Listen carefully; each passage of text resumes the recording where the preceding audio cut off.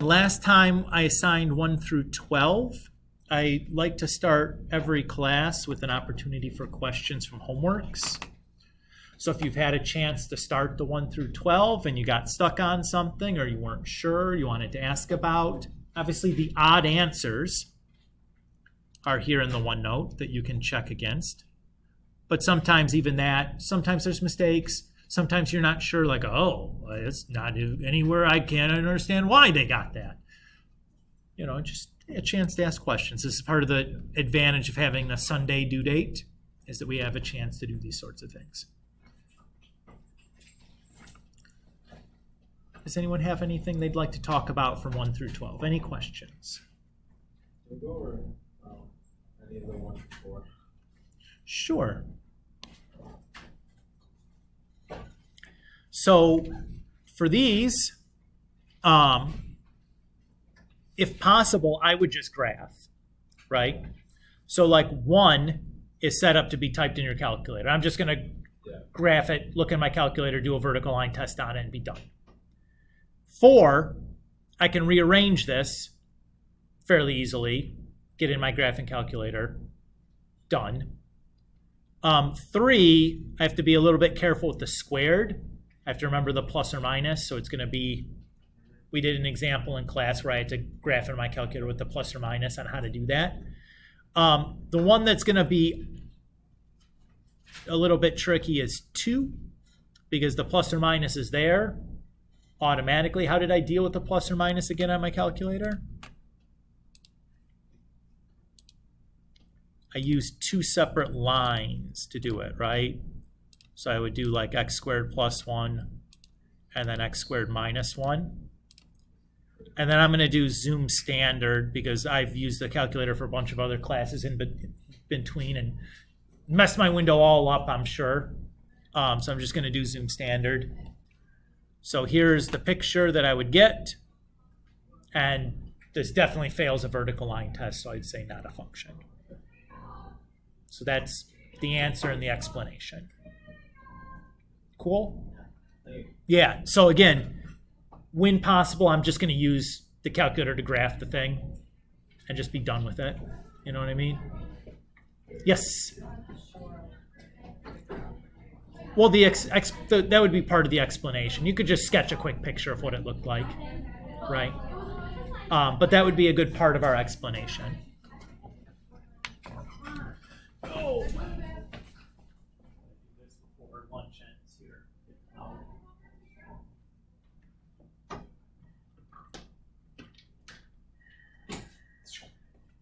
Blaine, are you happy with kind of that explanation there? I just have to make sure we were using the vertical line test. I think that's the easiest one to use in general. Now, there's other ways you could certainly do this, but I was wasn't sure what they're asking. Yeah, that would be sufficient. And really, whenever I'm given an equation, if I can get it in my calculator and graph it, that's what I would do. I think it's just the easiest way to do that. Others, questions from homeworks? You got low bats? Yeah. I get it. Okay. Obviously, again, as people get through more of the homework and if more questions come up, we're starting this way. We start each class kind of with a chance to ask questions. If like you only got through 4 or 5 of these problems and you end up with a question later on, one that you haven't started yet and you want to ask it next time, certainly you can keep asking questions 1 through 12 throughout the entirety of chapter 1, right? It's not today only. But that being said, if there's nothing else, I'm going to start talking about or continuing on then with the notes then. Okay. Let me just double check where we ended. Okay, talked about discontinuities. Great.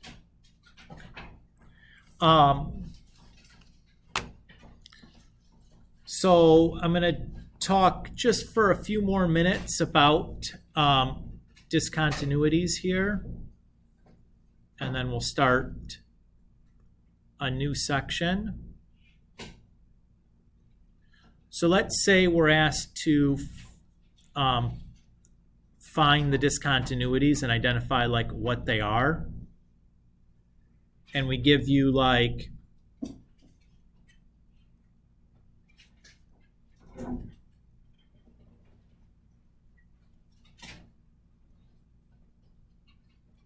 something that looks like this. Like you give you a function that's an equation. How do I do this? Well, my first step, I would want to look at the picture, right? You guys good with that plan? Yeah. So let's look at this f of x first.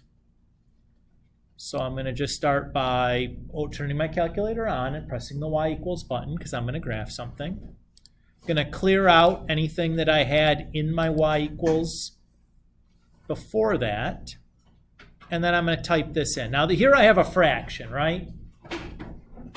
So you have to be really careful with parentheses if you're going to try to type this into your calculator. Or you can try to type this in exactly as it looks on your sheet of paper.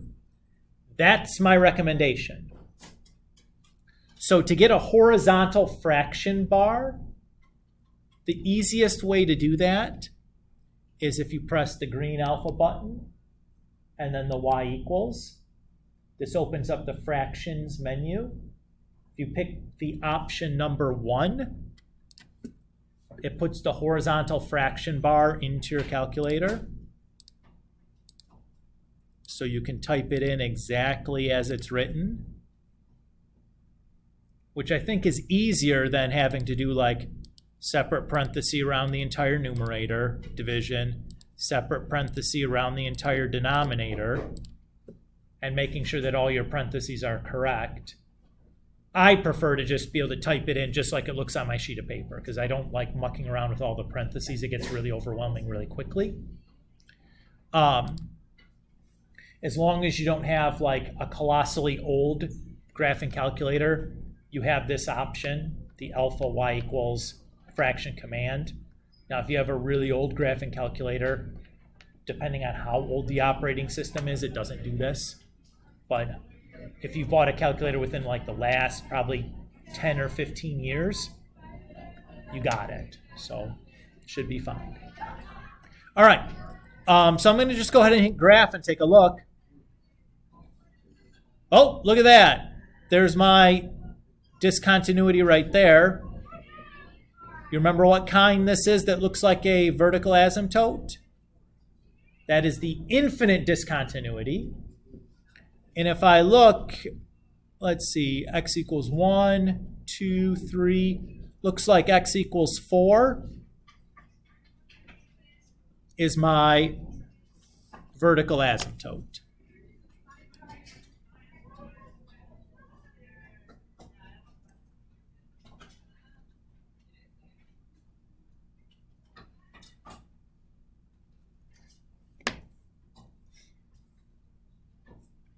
So I have an infinite discontinuity at x equals 4. What do you notice happens if I plug 4 into my equation? Or into my function, I should say? What's going to happen if I plug 4 in for x?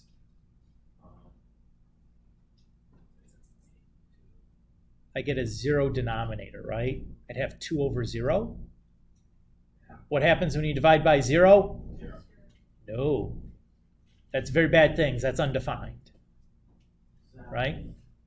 Like you open up your iPhone and you turn on Siri.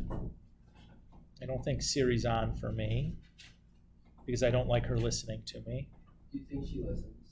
Definitely listens. What about Alexa? Yeah, they all do it.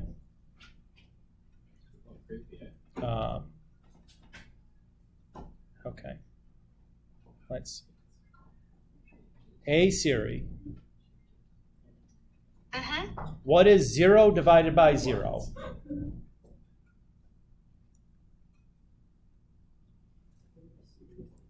Come on. It's Series A. What? And they're in Series No, A. it's Series A. Hey Siri, Good morning.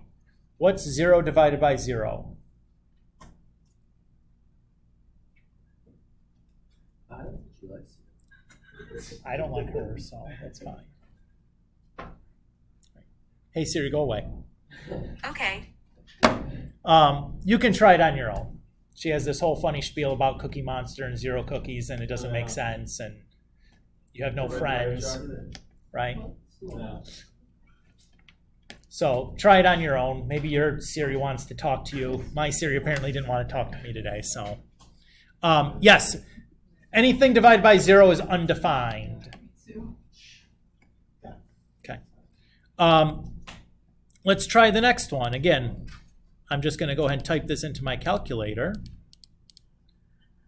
So again, how do I get that horizontal fraction bar? Over. Alpha, y equals, and then option 1. And then I'm just going to now can type everything in exactly as it looks on my calculator, which is lovely. And then I'll just hit graph.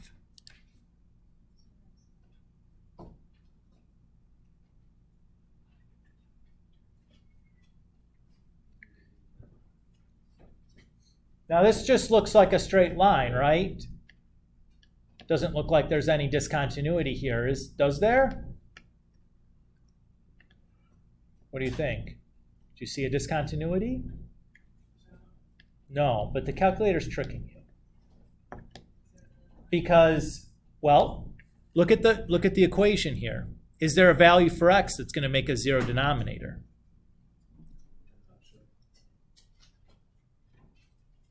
Wouldn't -3 give us a 0 denominator if I plug -3 in for x? Right? -3 plus 3 would be 0. So let's maybe take a zoom in here and see what happens. So I'm going to go really close to -3. Oops. Look at that real quick.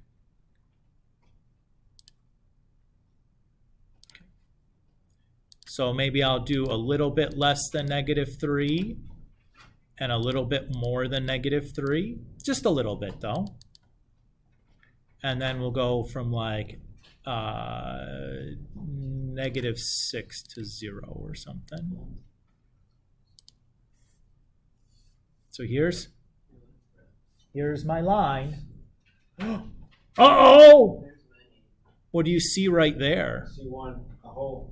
Yeah, I see a little gap in my line right there. Do you remember what the gap is called?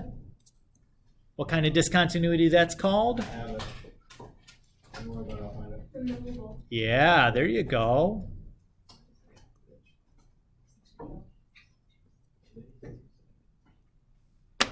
So that little gap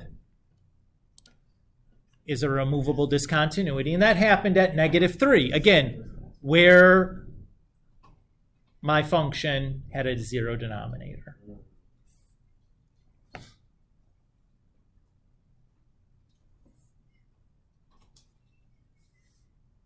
So you have to be careful with the removable discontinuities, because if you just type it in your calculator and look, they're going to hide. Your calculator is not going to show it to you unless you really zoom in closely. So the main way to find that is You want to look for where your denominator is 0. And any place you have a 0 denominator, you're going to have a discontinuity. Right? Whether it's infinite or removable, you don't know right away, but you're going to have one. Okay? Everybody's cool? Okay. So I wanted to make sure I did that. All right. So that's good for that. Let's do, or talk about 1,4 now.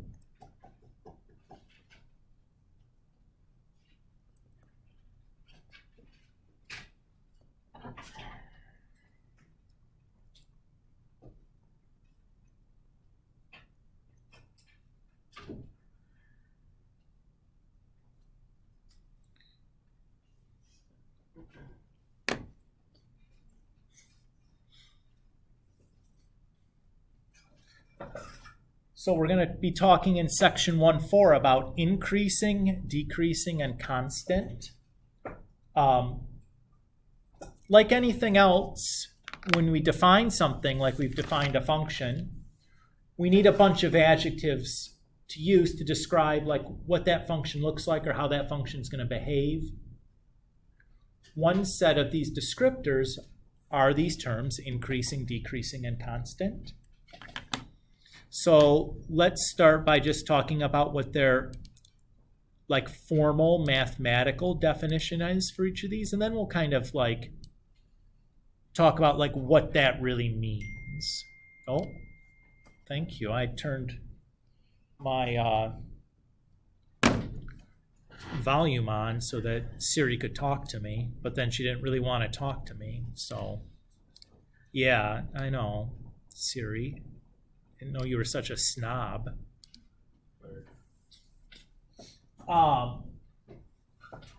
So we say a function f is increasing on some given or on a given interval if for any 2 points on that interval a positive change in x results in a positive change for f of x. Now that's like, what does that even say, right? Okay. That just means that if you look at the graph of the function, as you walk along the function from left to right, that part of the function you're walking uphill. That's all that's saying. If you read your function from left to right, the part of the function where it's walking uphill, that's increasing. Uh-oh. Let's make sure that we're on task, right? Okay. Embarrassing. It is embarrassing, but we'll all get over it because we've all done it before. My phone just rang a second ago, so who am I to talk? We say a function is decreasing on a given interval if for any 2 points on the interval a positive change in x results in a negative change for f of x. All that's saying is that if we walk along our function from left to right, the part where we're walking downhill is the decreasing part. And we say that a function is constant on a given interval if for any 2 points on the interval a positive change in x results in no change for f of x. Again, what is that saying? As we walk along the graph of our function, if it's flat, that's the constant part.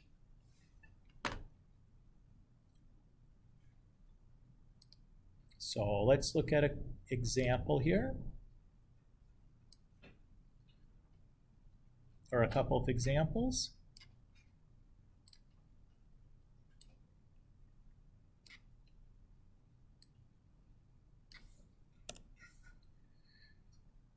So it says for the following functions, determine the intervals where the graph is increasing, decreasing, or constant. Yeah. Can you go up a little so other stuff? Absolutely. Do you just need a minute to copy stuff? Yeah, if I'm going too fast and you're just like, hey, give me 1 minute, I just am not done copying stuff, that's totally okay. I'll just go ahead and set us a 1 minute timer, get that out of there. We can take a minute, let everybody get caught up.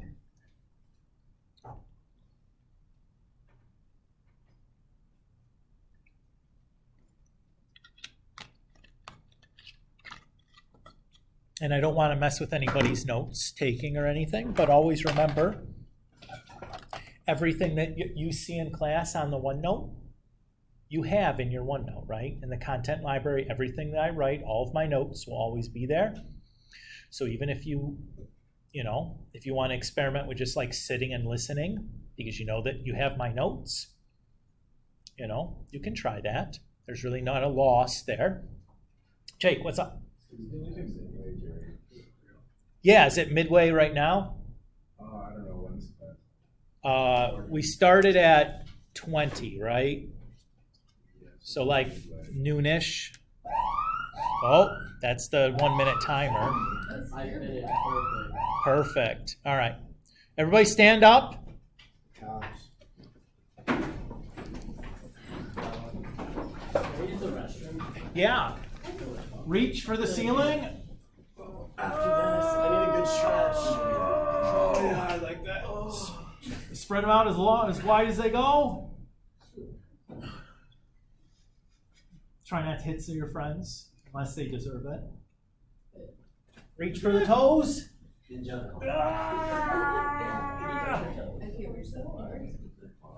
Anybody get their hands flat on the ground?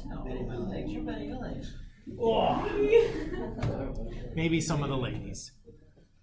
All right. Go ahead. If you need to use the restroom, go. Yeah, you can just go.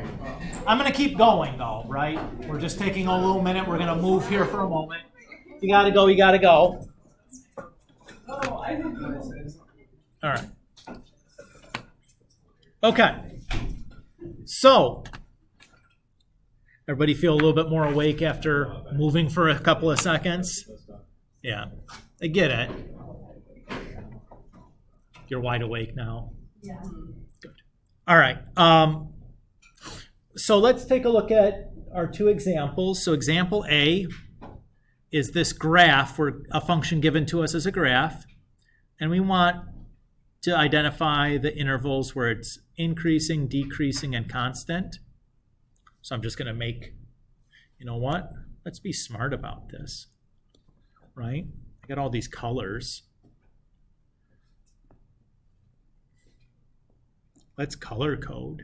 Woo! All right. So what I'm looking at when I look at the graph is I think about a little man that's walking along the graph from the left side to the right side. Everybody good with that? Now, the part where we're increasing is the part where we're walking uphill. So it looks like to me, it would be like that section of the graph. Everybody agree with that? And really, as far back to the left as we want to back that little man up, and he starts walking, he'll always be walking uphill. Everybody agree with this? So when I look at when I go to write an interval, that's the part of the x-axis that I need to describe. Everybody okay with that? Because that's the part of the x-axis that matches up to the red part in my graph. Yes? Okay. What is the x value furthest to the left of that yellow highlighted section?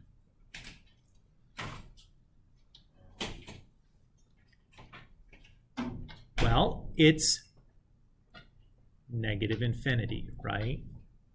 Because I can keep going as far left as I can, you know, that graph will just keep, you know, heading down because it has the arrow at the end.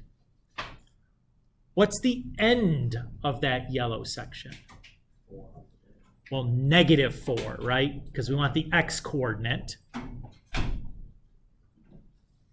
Everybody's good with that? And when we do increasing and decreasing, everything gets parentheses. Okay? Now, let's do the decreasing part. Well, let's actually just keep walking our man. Maybe we'll do this. So now the man is here. We walked uphill. This next section where it's flat is the constant part. It looks like we're flat from here to there. You guys agree with this? Okay. That part of the x-axis runs from here to here. That begins at -4 and it ends at 3. Everybody's okay with that? Okay.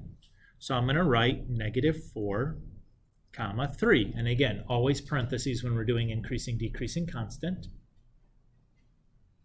So far, so good. Now we've walked the constant section. So now our little man's over here. So that's my decreasing section. That's that part of the graph, which corresponds to this part of the x-axis. That begins at 3 and goes on to positive infinity. And I'll put parentheses on all of them.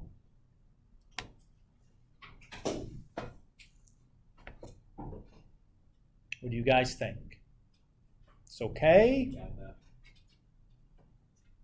All right. What are we going to do with this next piece? F of x equals 2x squared over x squared minus 9.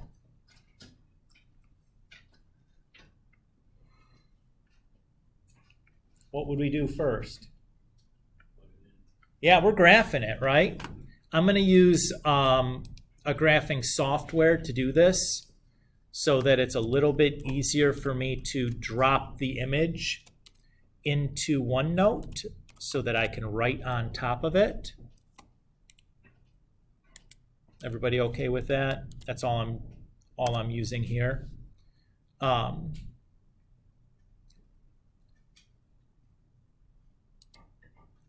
So this graphing software here is called Graphmatica. It's free if you want one, or if you want to use it or whatever, it's free. You're welcome to download it. It's nice.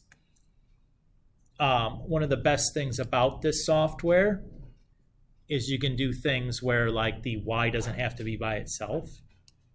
So before when we did looked at the function like x equals y squared, you can type that into Graphmatica and it just graphs it for you. It doesn't matter. You don't need to be y equals. So the x and y could be on the same side, different sides, whatever sides, it doesn't matter. All right. So let's set up our increasing, decreasing, and constant.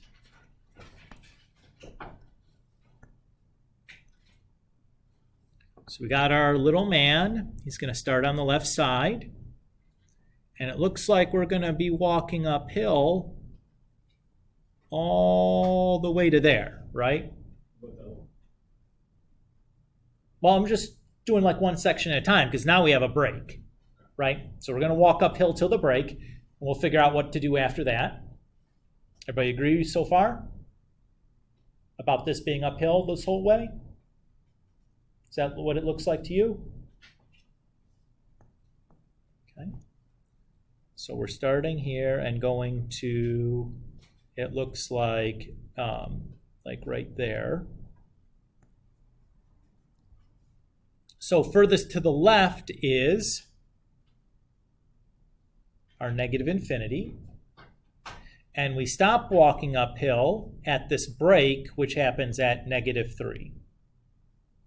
That's what it looks like to me. Everybody's good? So far, so good? Okay. And now our little man is going to be at this section of the graph. And again, it looks like we're walking uphill until we get to there. You guys agree with that?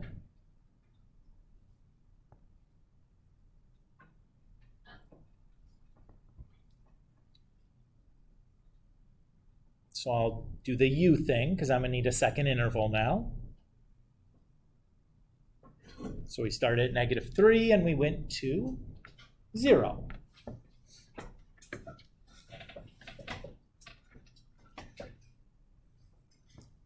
So here's a question for you. Mr. Kulik, couldn't I have just done this?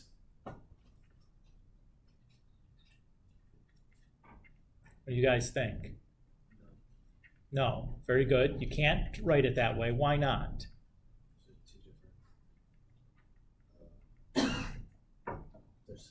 Yeah, so you had that discontinuity in the way, right?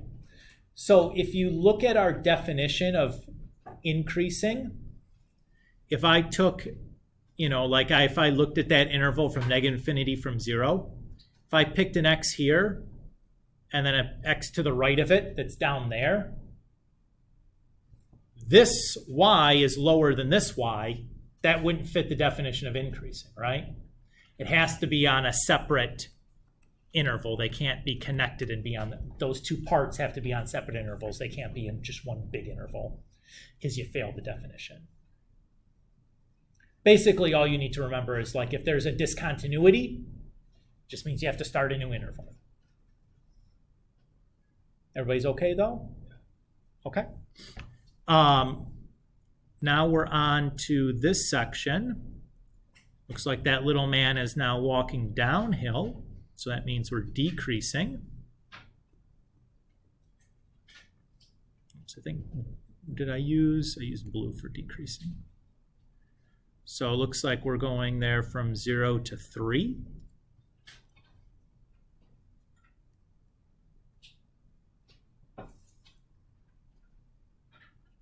Is that okay with everybody? Now we're back up here. Oh, that looks decreasing to me also. Kind of the whole way. So we starting at 3 and we go on forever. And what do we notice here then? There's no constant part. That's okay, right? A function might be all one thing. It might just be some of it increasing, some of it decreasing, some of it constant, some of it decreasing. You can be, one of the things, two of the things, three of the things. May have multiple parts that are increasing or decreasing. Is everybody okay with that? Do you like the little man description? I think that makes it really like intuitive. If you're just like, what is that little man doing? Is he walking uphill or downhill? And then you just find that section of the x-axis that he's walking on, and that's our interval. So I'm a visual guy. I think that makes it really easy. If you can just look at the picture and kind of go, okay, I'm just describing what I see. I have to use this weird mathematical language to do it. But the idea of like looking at the picture, it's pretty obvious. What we see there, okay? What I want to do now, that's increasing, decreasing, constant. What I want to do next is talk about extrema. And you have two types of extrema. You have maximums and you have minimums.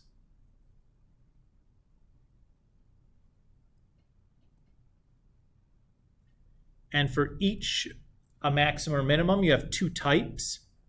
You have a local, and then you have a global. And some people call that absolute. Those two terms get used interchangeably. Absolute maximum or global maximum mean the same thing, or absolute minimum and global minimum mean the same thing. I'll use the terms interchangeably.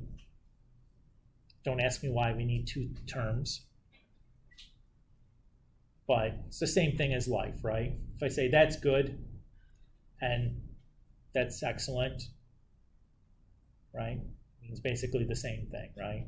We have lots of things in the English language where it's like same word means the same, different words mean the same thing, or near enough that they're used interchangeably.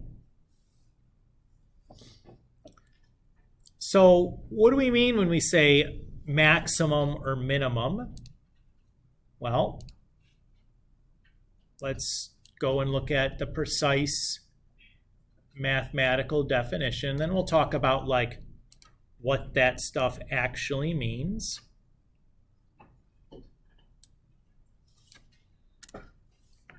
So it says a maximum of a function is a value f of c. So it's a y coordinate. right? F of c means it's the value, it's the y coordinate when x is equal to c, right? That is greater than or equal to all other range values of the function on some interval containing c. We would call this a local maximum if there are other range values that are greater or equal to f of c outside of our interval. And we would call this an absolute or global maximum if there are no other range values that are greater than f of c.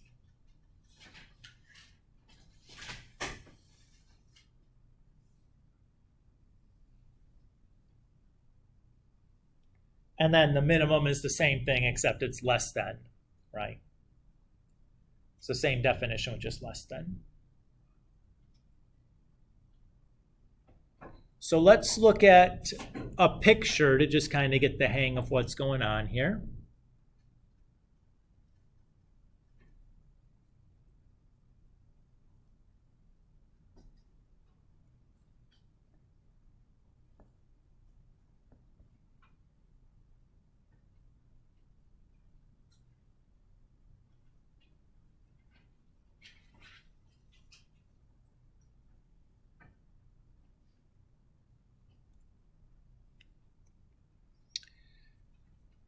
Booger. That's not what I wanted it to do.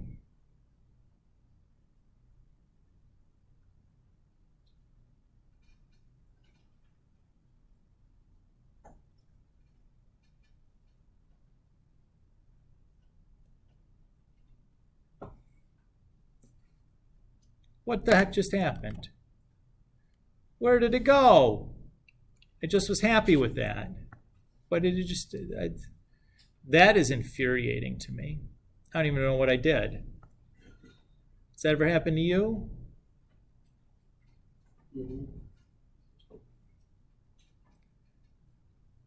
I'm ready to pitch this computer out the window after that. Okay. Draw this. So here's my function.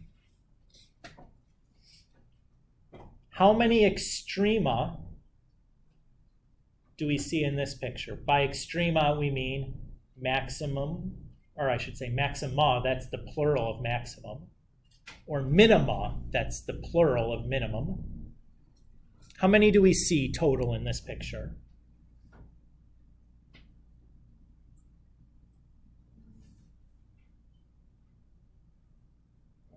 Five. Great. So we have 1, 2, 3, 4, 5 of them. Let's label them just like, I'm just going to call them 1, 2, 3, 4, 5.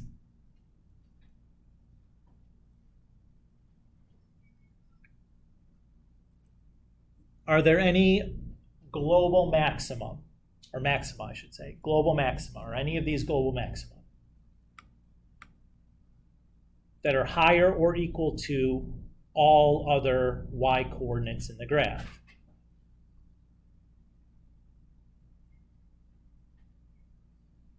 Well, sure, right?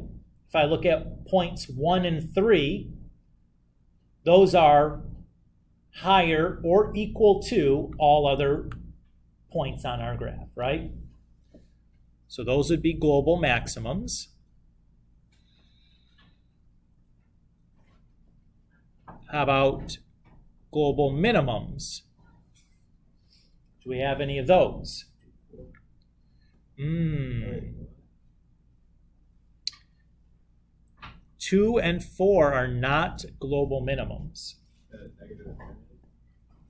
And the reason they're not is because there are lots of range values that are lower than those points.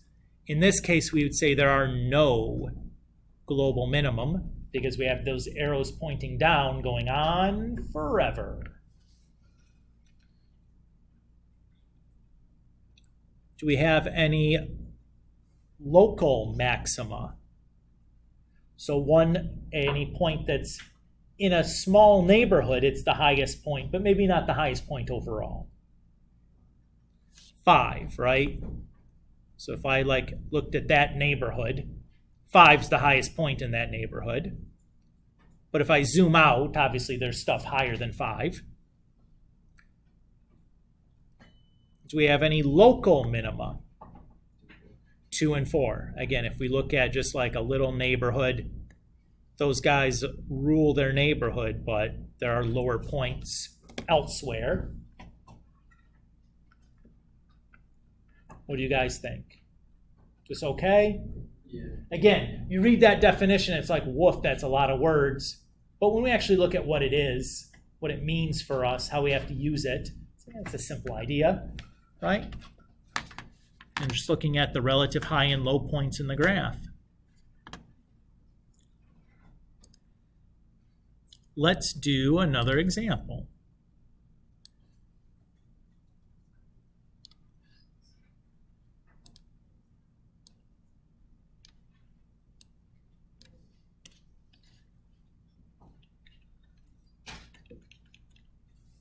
Okay. So it says for the graph f of x equals yada, yada, yada. Use your graphing calculator to find any local or absolute extrema and determine any intervals of increasing or decreasing. What's our first step going to be? I'm going to plug this guy in and graph it, right? So I'm going to turn my calculator on, press the y equals button, clear out anything I might have had in there, and then I'm just going to type this in the way exactly like it looks. To get an exponent that I want to just type any exponent in, I'm going to use this like caret key here above the division symbol.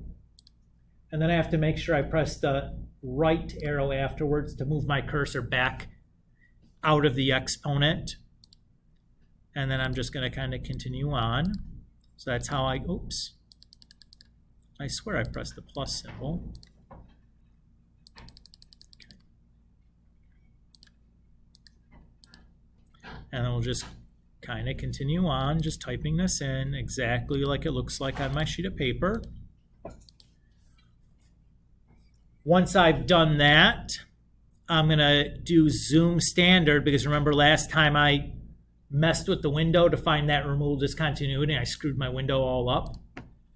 So I'm just going to press zoom standard to move it back to like a normal window. So here's my graph. If I look, I see 1, 2, 3 extrema. This one down here is a global minimum, right? Yep.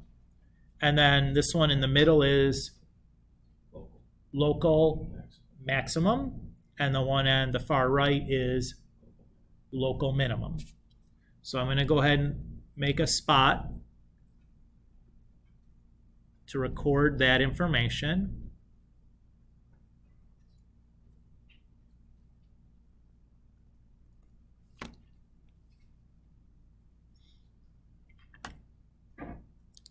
Now, how am I going to figure out these 3 points on my graph? Yes? Of course you can. Yeah, no problem. You don't have to apologize for asking. We don't want any messes. No.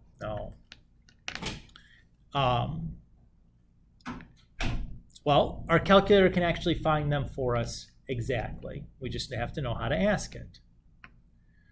So the way to do this, if you want to follow along on your calculator, I invite you to do so. If you just want to sit and watch, that's okay. Remember, everything we're doing right now is being recorded. So if you need to go back and review how to do this on your calculator, you can always go back to this part of the video and watch it again. So what I'm going to do is I'm going to press this blue second button, and then I'm going to press the trace button, because above that in blue is the word calc. So these commands you can use on a graph. So if you've graphed something and you want to do something with the graph, this is where you go. Which command do you think I want to find or use to find this global minimum? If you read from that list, what sounds like the right one? Minimum. That is correct. So I'm going to go ahead and pick the minimum command and press enter. Now if I go on my calculator, down at the bottom, it has a question. It says left bound. So what my calculator is asking me to do is to move my cursor, which is right here. You can see it flashing on my screen, somewhere to the left of where that minimum I'm looking for is. So I'm just going to use the left or right arrows, in this case left arrow, to move it until it's on the left side of that. And anywhere over here is going to be fine. And then I'll just press enter. Now it's changed. It says right bound. So now I need to move my cursor somewhere to the right of where that minimum is. So I'm going to move it somewhere like over here in between that global minimum and that local maximum. Doesn't really matter where it is there, just needs to be kind of somewhere over there. That looks good. And I'll press enter again. And now it says guess. I'll tell you a secret. The guess doesn't matter. Just press enter where you're at. It'll take like microseconds more time than if you picked a guess that was really close to where you thought the minimum was. But you're going to waste a lot more time like moving your cursor to get a good guess. Like, it's fine. Just press enter. And there we go. So that's my point. Negative 2.24286, comma, negative 9.6530029. Now let's just round that to 3 decimal places because like that looks like a lot. Oops, 3 decimal places, Kulik.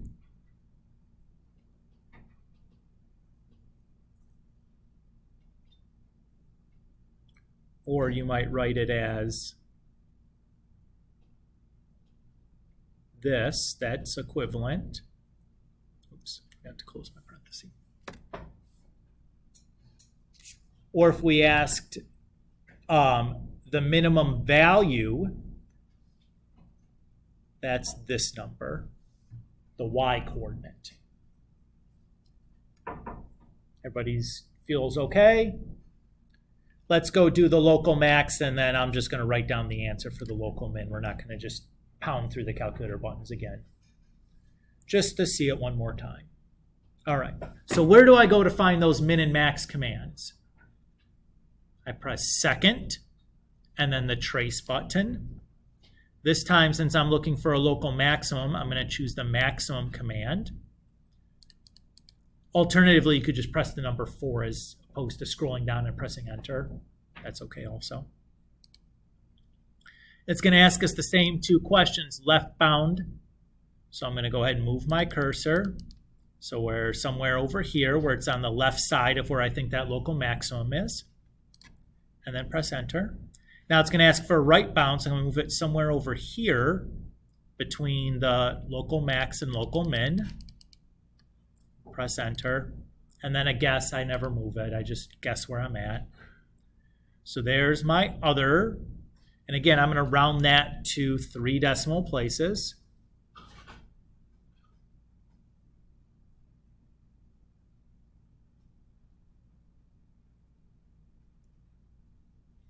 And again, if we actually want that local maximum value, it's the y coordinate. But if we just ask for the, to find the local extrema or whatever, we're really probably talking about points. If I want the minimum value or maximum value, then we're talking about the y coordinate of a global, really.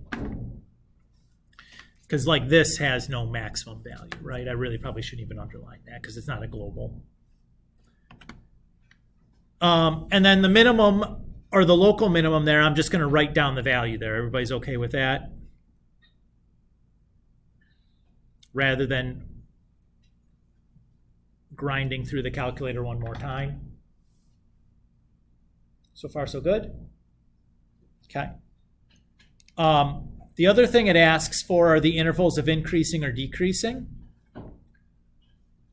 So one thing that we're going to notice here is that in between these extrema are the intervals of increasing and decreasing, right? For example, if I look, I'm decreasing all the way down until that global minimum, and then we increase to the local maximum, and then decrease to the global minimum, and then we increase the rest of the way. Is everybody kind of seeing that? So I don't really need any other information once other than looking at my picture here, because I have all the x coordinates I need. So we are increasing from the start all the way to my global minimum. And then we go decreasing from the global minimum,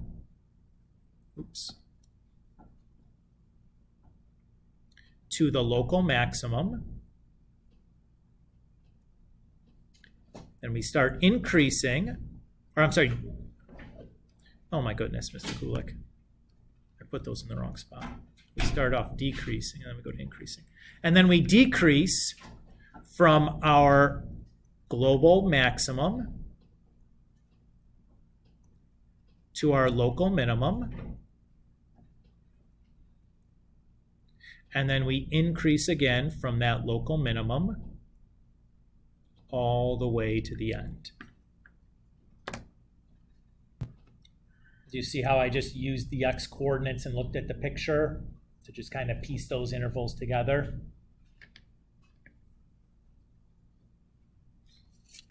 Great. What time does this class end? 12:40. 5 minutes. This is a great place to stop because we're right at the end of section 4. Does that sound okay to you guys? Yeah. Let's see, what could we add on?